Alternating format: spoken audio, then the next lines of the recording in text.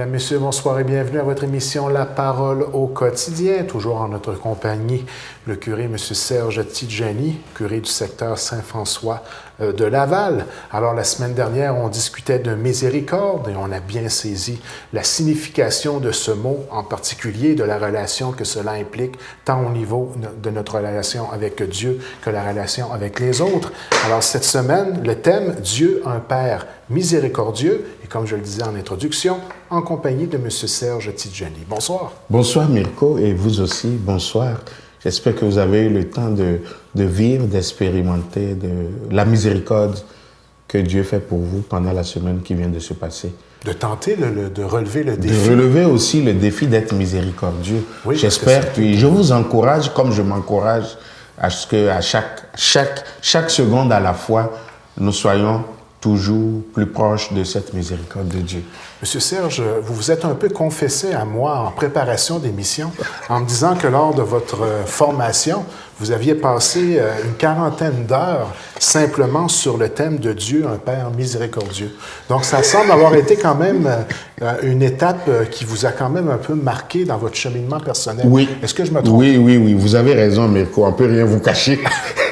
C'est vrai, on fait des confidences. Puis, il y a de ces thèmes-là, de ces questions-là, quand elles reviennent, vous ne les vivez pas sur un papier, mais ça vous a tellement modelé que ne pas les vivre, c'est se discréditer. Ou bien, c'est avoir manqué un objectif. Et pour moi, parler de miséricorde, vivre la miséricorde, c'est à peu près ça. En sortant de cette formation, vous me disiez que vous êtes ressorti de là avec une vision différente des choses, carrément. Carrément. Et c'est l'audace que j'ose avoir pour vous aussi de dire, en passant ce temps sur la miséricorde ensemble, que vous puissiez changer le regard. Et le pape François, puisque c'est lui qui nous a lancé à l'année de la miséricorde, une bonne occasion pour nous. Je pense que de tous les papes, après Jean-Paul II peut-être, on pourra dire que c'est le grand pape de la miséricorde. Il en parle dans tout son langage. Et je pense que ça vient nous rejoindre. Ça vient nous rejoindre encore spécialement, nous, peuple d'Occident et surtout du Québec, où à un moment, on avait vécu notre foi comme si la miséricorde n'existait pas. Et je pense qu'on peut retrouver l'année de la miséricorde, nos méditations sur la miséricorde pourraient nous aider à redécouvrir que non, la miséricorde n'avait pas disparu. Peut-être préciser, vous faites référence en quoi de par cette réflexion? On la vivait d'une façon. On la vivait d'une façon, c'est parce qu'à un moment, soit pour les options théologiques ou des options de morale spirituelle, on était plus préoccupé du mal qui est fait que du bien qui est fait, d'une part. Et on était plus préoccupé de dire que quelqu'un qui a mal fait, ça finit pour lui, que de penser que celui qui a mal fait peut avoir la deuxième, la troisième, la quatrième chance. Là, je comprends. Et c'est là que je dis, à un moment là, on a parfois vécu comme si la miséricorde n'existait pas. Même au sein de l'Église, il ne faut pas avoir peur. Le pape François, il le dit dans tous ses discours, il ne faut pas avoir peur de le dire. Quand tu deviens légaliste, tu n'es pas capable de faire une marge.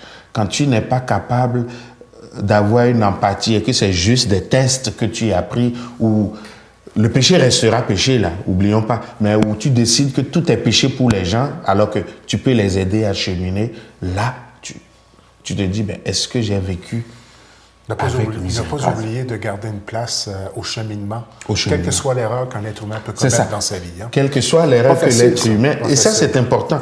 Et même dans la société, on se demande parfois quand on s'écoute, quand on écoute des procès, quand on entend des gens dans les médias, je ne veux pas minimiser leurs blessures, leurs souffrances, mais quand c'est si dur que c'est la vengeance qui préoccupe plus que se donner la chance à soi-même qui est blessé de reprendre et de donner une chance à l'autre. Vous voyez, quelqu'un sort de prison, quelle réaction on a dehors, quelqu'un a commis un délit, autant qu'il meure tout de suite plutôt que de continuer à vivre. Vous voyez, quand nous vivons ça dans notre société et nous disons que nous avons fait du progrès, je dis, mais la miséricorde.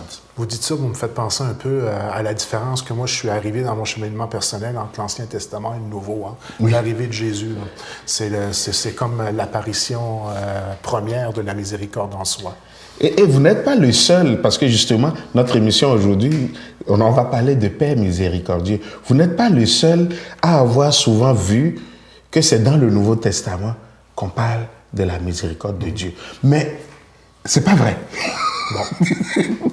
C'est pas vrai. C'est pas grave. C'est pas vrai. J'ai le droit à l'erreur. Quand je dis c'est pas vrai, vous savez que je vous taquine beaucoup là. Oui, oui. Mais question de façon de voir. une façon de voir, mais c'est parce que c'est sûr, mais Jésus, et ça va être l'une de nos prochaines émissions, Oui. va être la miséricorde faite chair. Mais aujourd'hui là, regardons Dieu. Quand nous disons que Dieu est un Père miséricordieux, Qu'est-ce que cela veut qu'est-ce dire? que cela veut dire? C'est plein dans l'Ancien Testament.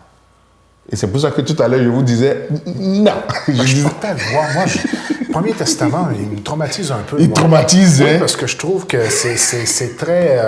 c'est très... comment je pourrais utiliser un terme? Très raide. Oui, c'est sévère. Sévère. Oui. Et- Comparativement à ce que Jésus a amené Dans le Nouveau Testament. je trouve que ça a été un très bon médiateur, Jésus, entre nous et Dieu.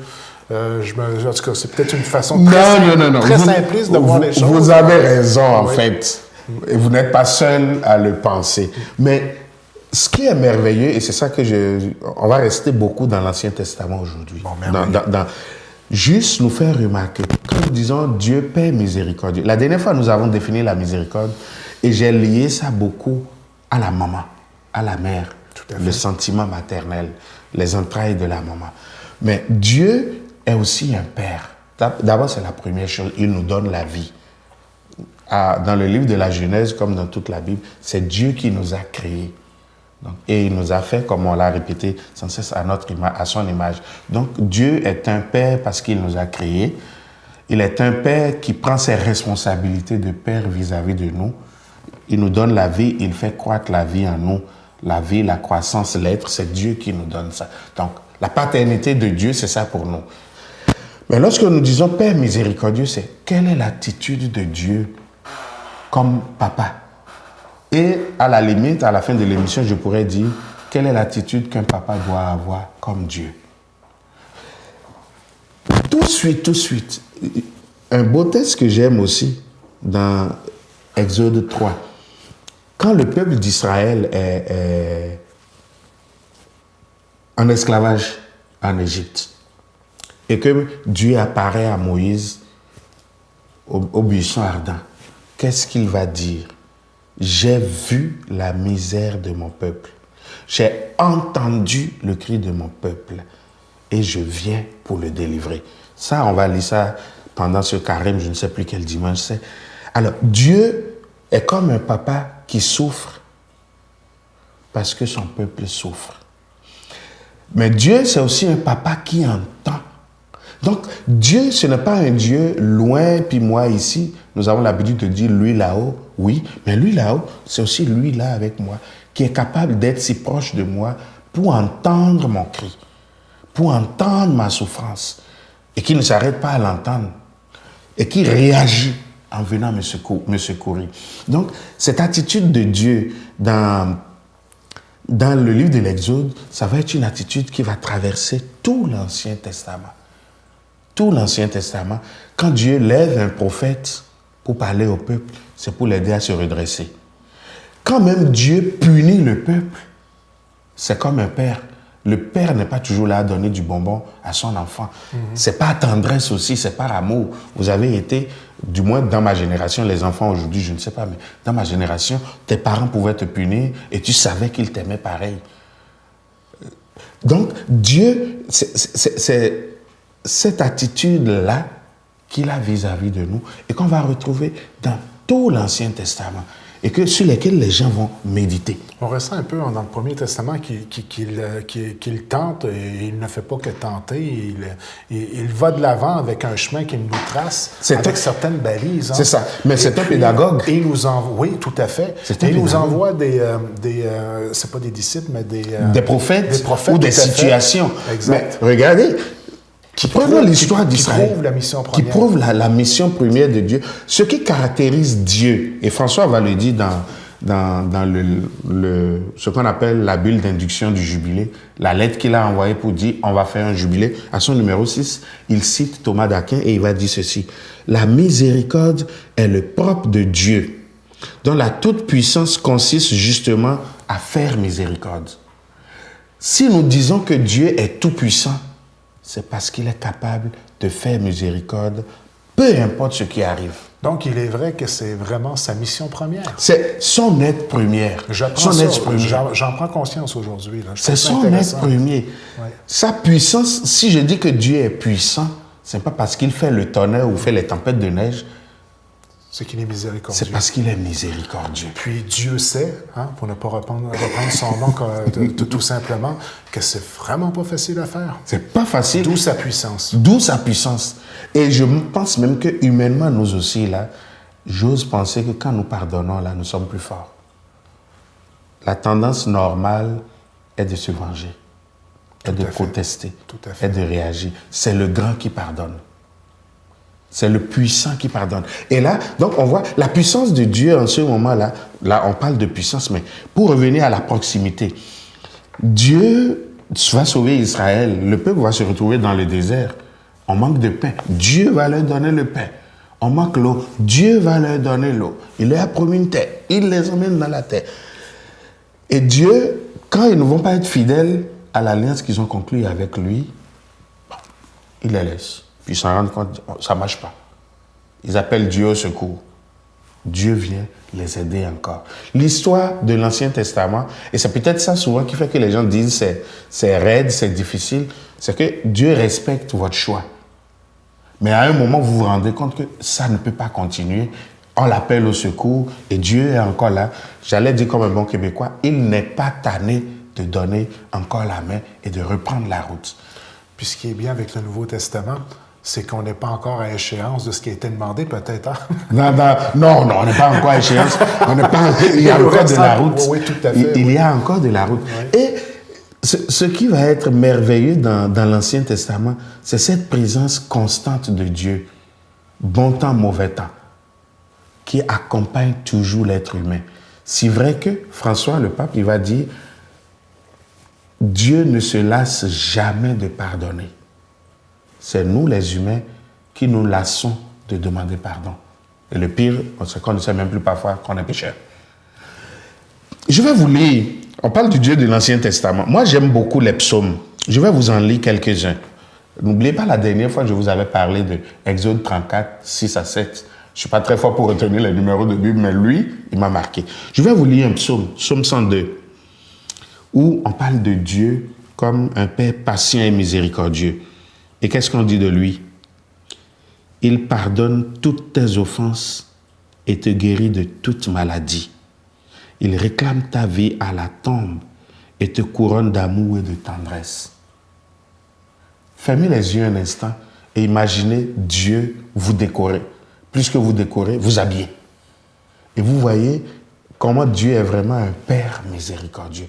On pourrait, moi, voyager dans les psaumes comme vous voulez, vous allez voir plein de paroles. Dans le livre d'Osée, Dieu va dire, ce que je désire, ce n'est pas les sacrifices, c'est la miséricorde. Un autre psaume encore, je vais lire. Psaume 145. Il, c'est le Seigneur. Donc, le Seigneur fait justice aux opprimés. Aux affamés, il donne le pain. Le Seigneur délie les enchaînés. Le Seigneur ouvre les yeux des aveugles. Le Seigneur redresse les accablés. Le Seigneur aime les justes. Le Seigneur protège l'étranger. Le Seigneur soutient la veuve et l'orphelin. Le Seigneur égare les pas du méchant. Est-ce qu'on a oublié quelqu'un là? Pour montrer comment Dieu, comme un papa, se préoccupe de tout ce qui est humain parce qu'il l'a créé. Il a créé, c'est ça. Nous sommes précieux pour Dieu. Et c'est pourquoi, peu importe nos coups de tête, lui, il est toujours là pour nous reprendre.